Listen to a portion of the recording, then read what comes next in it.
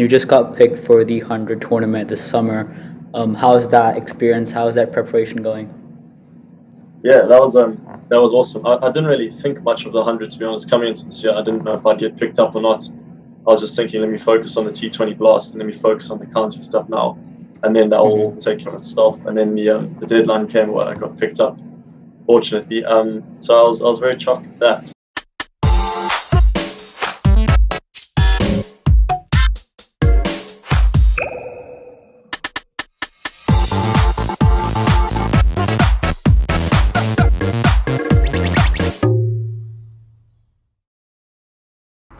What's up, guys? Welcome back to Life Behind the Pitch. On episode 4 of Life Behind the Pitch, we interview Brandon Glover. Brandon Glover is a national level Dutch cricketer, has represented the Netherlands cricket team in the World T20 qualifiers last year, and is currently representing Northamptonshire in the county season this year.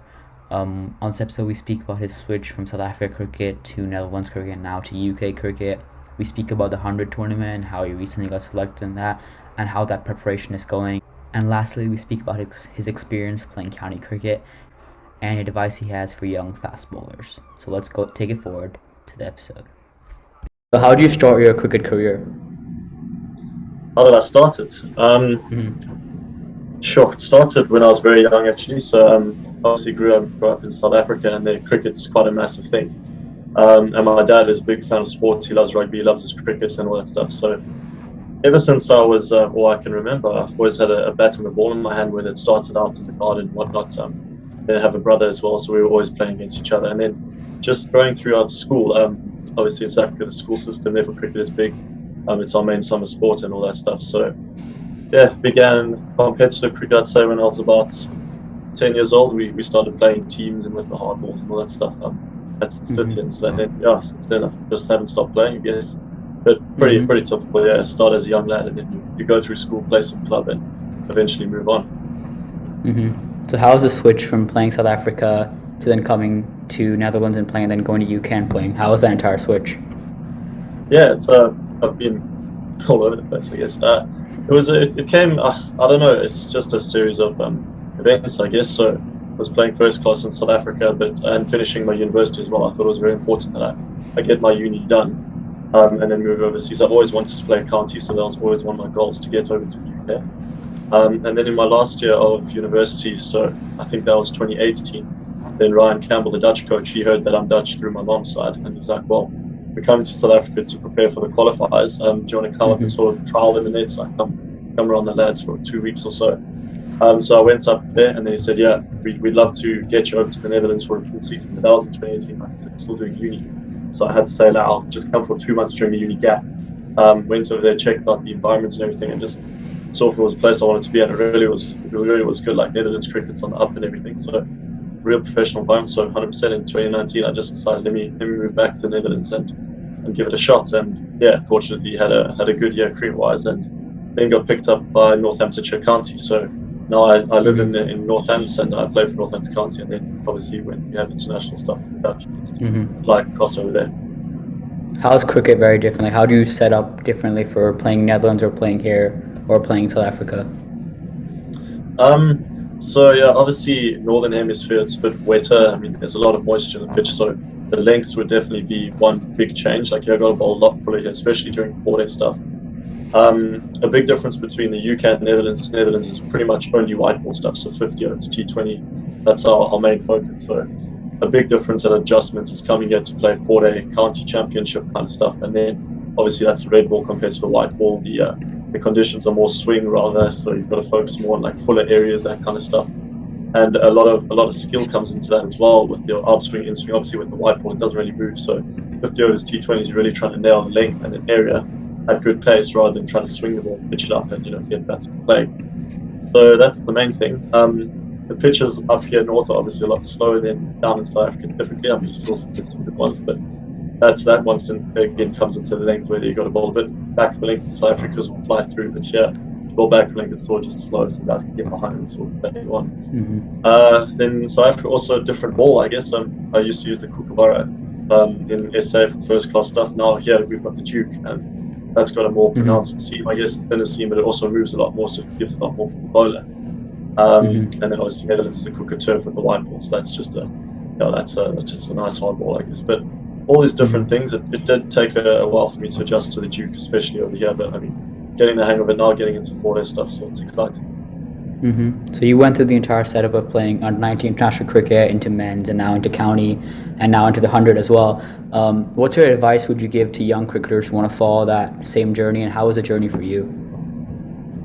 Yeah, the biggest advice I'd say is yes, work hard at everything, and have goals and ambitions that you need to work on and all that stuff. But you must enjoy it. Like, you must have a good time as well. I remember when I was in the under 19 setup in South Africa, I put so much pressure on myself to perform, so I could get like a franchise contract straight at SM19. Obviously, you want to go to the World Cups and all that stuff. And I wasn't really enjoying my cricket as much. Even in first class at uni, I was sort of like, I'm putting too much pressure. So you don't perform as well then. So biggest advice, make sure you enjoy it, and remember, you're playing a game. If you can do it for a living, like, that's even better. But just realize how much fun you're having, and how awesome it is to be playing that game and doing what you're doing. So that's one thing. And then my journey definitely had its ups and downs, but like I said, had a good time. I started enjoying it a lot more, and perseverance, like, is key. Like, in a professional cricket career, you're gonna have your ups and downs big time, and a lot of the time it's more downs and ups at stages. So you just got to make sure that your head's strong enough, and you got to say the good times will keep coming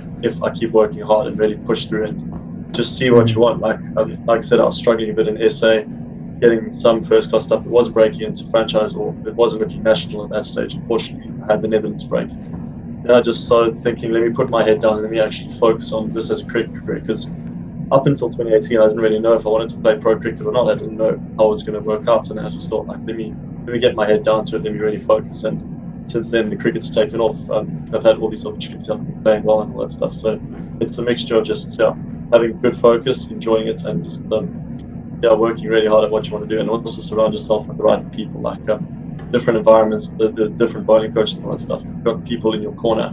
It makes one hell of a difference. Like, it's unbelievable how much confidence you can gain from that, and how much your game will take off. Preparation, we haven't begun with the 100 set with the overall principles yet. I'm sure that'll come soon. So for now, it's still like focus on 4-day stuff, because we've got a few county champion games first. So get that done, and then, like I said, the Blast is coming, and that's huge. So if I can do well in the Blast, obviously that stands good stead for the 100 as well, because the shorter formats and all that stuff. So working very hard on the white ball and the variations and the Yorkers and whatnot, and getting the pace up and that stuff. And then also got a good international season coming. So I think if I just focus on one thing at a time, but make sure that I work on the others in the background as well, then I could have a decent season. But very exciting for that 100. It's an epic team. Like, I can't wait to meet all those guys and play against the best in the world, which I'm really stoked about. So it can only improve me as a cricketer as well. It's going to be good fun. Are you going to, like, set your mind a different way or practice in a different way for the tournament, or stick to the same routines? Yeah, there's going to have to be differences. Like, I've still got to work my way around the 100 format and all that stuff, and see what it's going to be like when you get explained it properly, and see what the different tactics are and all that stuff. So once that comes into it, then we get together as a team and we say, listen, this is how it's going to work, this is the different plays we can do. Then when you start focusing on that, I think the preparation for the Blast is also very similar to what I do in the 100. Like, you want to be able to hit those Yorkers, you need 2 or 3 slow ball variation, and you also need a ball quick.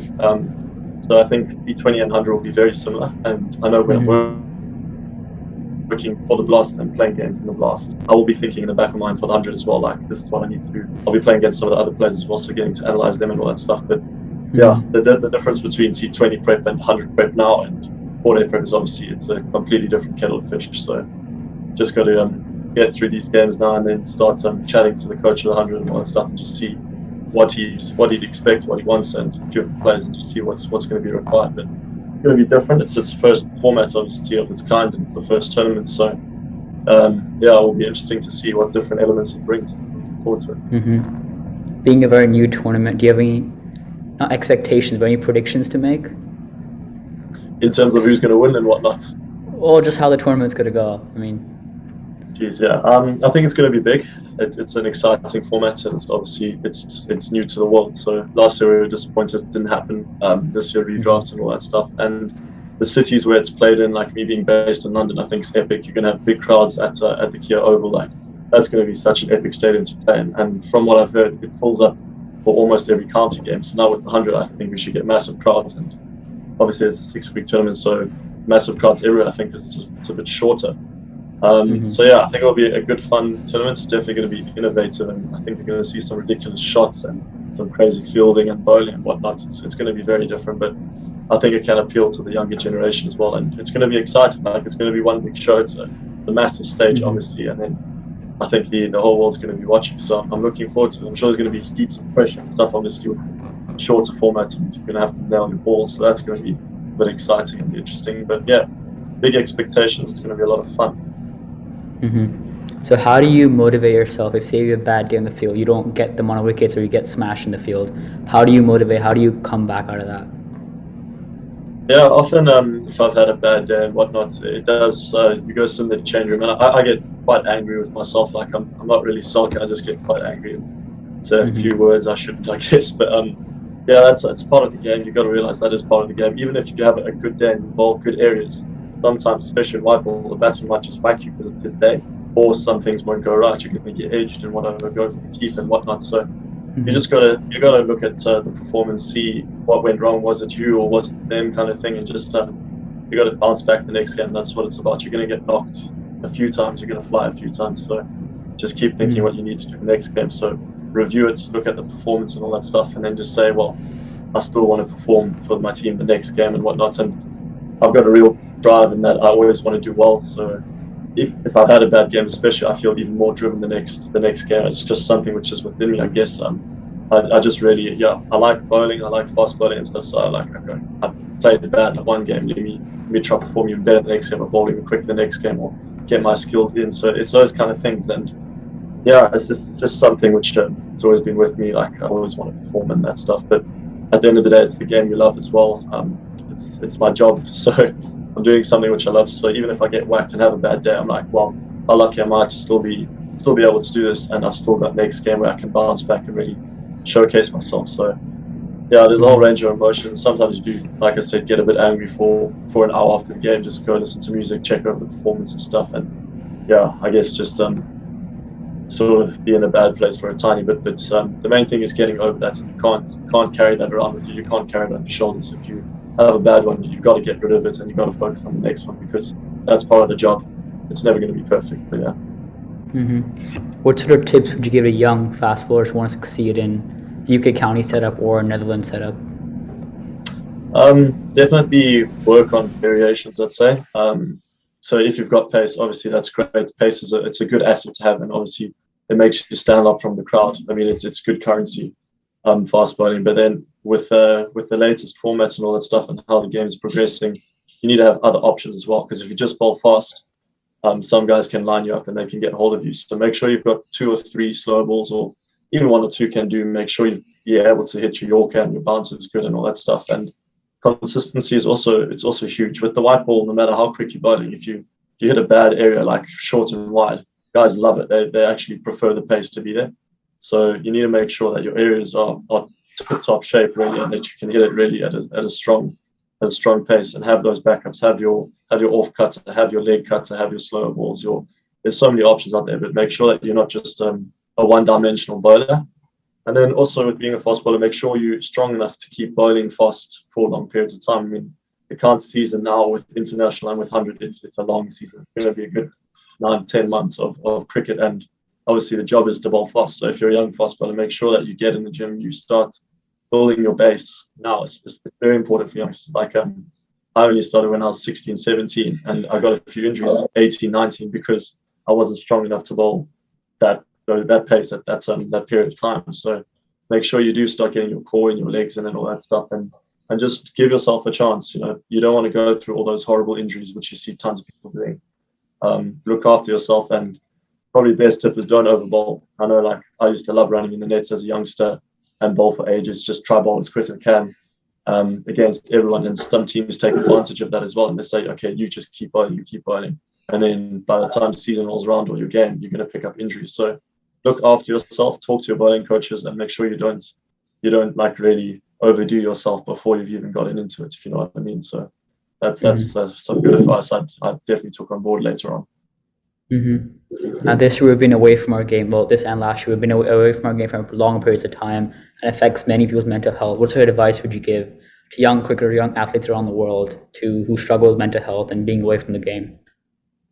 Yeah, that's always a tough one. We've spoken about this a lot as a team as well, and I think a big thing for mental health is make sure that you've got good people in your circle, and that you keep communicating with people. I know a lot of guys, when they get into that bad headspace, you haven't played, you haven't been doing what you want to do, you're sort of just sitting by yourself, and you feel like you're bugging people if you send them a message and whatnot. But most of the time, you're not. Like, guys want to hear from you, they want to chat to you. So make sure you're talking to your friends, make sure you're talking to your cricketers, keep discussing the game. I mean, if you're not playing, it's a good time to start discussing tactics. It's a good time to start looking at footage of bowlers and other batsmen and saying what you want to achieve the next season. So there's plenty things to do. Just keep focusing on certain aspects of that. And yeah, like the social elements, massive. And get outside, go for runs, go for gym. Like, the worst thing you can do is sit down on the couch for days and do nothing, because that's when I'd say, like, you could really get depressed and stuff, and mental illness can set in just because you're not doing anything. You feel like you're wasting away. So make sure you go on your runs. I mean, the runs obviously will help you for your cricket season when it comes. Make sure, even if you can't get to the gym, do your home gym, work on your ability. There's so many things to do. And yeah, then besides from cricket, I mean, there's obviously life away from cricket. So make sure you've got hobbies. Make sure you're doing something, whether it's studying, or whether it's you playing with stocks or whatnot, and just learning a different language, reading a book. Make sure you've got other things, so it's not just cricket life, and then without cricket you've got nothing, because that could be really dangerous. So make sure you've got things which interest you, like hobbies and all that stuff. I'd say that's key. Like, during the lockdown of last year, I think we had a good 4 or 5 months of doing nothing, and that was my first season. So I was obviously very keen to get out there and experience country for the first time. But not being there, I had to find other things. I worked on my Dutch a lot, started studying again, and reading things, and just finding things which interested me besides from cricket. So move away from that, and yeah, keep in touch with your mates, because often people don't realize how much their mates are there, or are actually there for them, which is important. On this show, we have like a rapid fire would you rather type questions. So who's your funniest teammate? So it's probably between Nathan Buck and Ben Curran. Nathan Buck's got very dry humor, and Ben Curran's just funny as a human being. So they're very good to be around. But yeah. What's your first memory on the field? Sure. My first memory on the field, is this professional or just normal? Any? Normal, whatever. So yeah, I don't know why I remember this, but I had like a club game when I was, I think, maybe 11, 12. And I was going out to bat, and I saw all the other kids had pads and whatnot. And I looked at my dad, I'm like, Dad, why do I not have pads? Like, they're bowling with a hard ball. Please, can I get some pads? And he's like, nah, they're not bowling quick enough and all that stuff. Like, you're young, they're not going to send it down fast. And I mean, my first ball, I went out there without pads, and I got hit like right on the knee. I couldn't walk for the next 2 days or whatever with this hard ball. I was just like, Dad, what the hell? Like, I knew this was going to happen. So he was just like, I just toughed out with me. They're not running that quick. But as a 12-year-old, you think pretty much anything's quick. So yeah, that traumatized my batting for a little while. And that's funny enough, my first memory. Who do you hate bowling the nets? Adam Rossington. He's got such a good pull. Me and him have sort of a battle on it. So sometimes I bang one in short, and he's on it like a light. He loves his pull shot. He plays it like an absolute gun. I think he's one of the best in the counter circuit. So anything back of a length, he knows how to ruin my confidence and just flick it over, isn't he, and whatnot. So I just don't like bowling there every now and then. It makes me feel like, oh damn, I'm not bowling quick enough and all that stuff. He's definitely the one I'm sort of like that. What's your most iconic or most memorable moment on the field?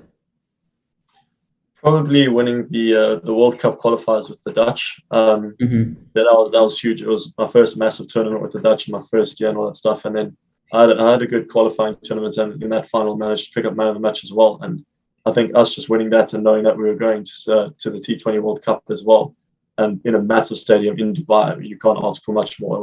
That was an epic time, and the team out there, a bunch of gems. I love them. So just being with your mates, winning a big tournament like that, and played good cricket, that's by far it stands out for me. What's one international cricketer you would love to bowl to? Probably Virat Kohli. Everyone says you want to bowl against the best. He's obviously one of the best batsmen out there. So love to put myself against him.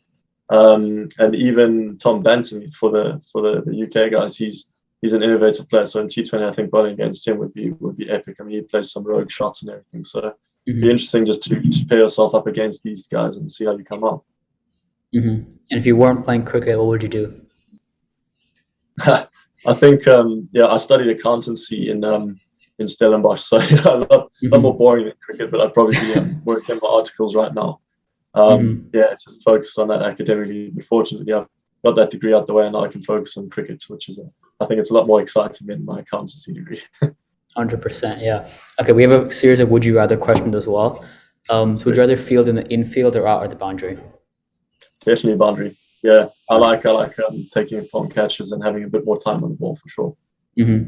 Would you want to bat with the other hand or bowl with the other hand?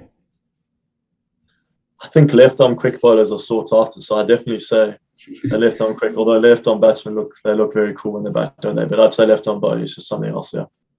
Would you rather play a shorter format like T20 or the 100, or play Test cricket in a 4-day? Good question. There's pros and cons for both. The last 3 years I've been geared more towards the shorter format, the T20 and the 50. Now the 100, mainly because of the Dutch stuff. But now that I'm in the county system as well, I mean, you do want to play the purest format.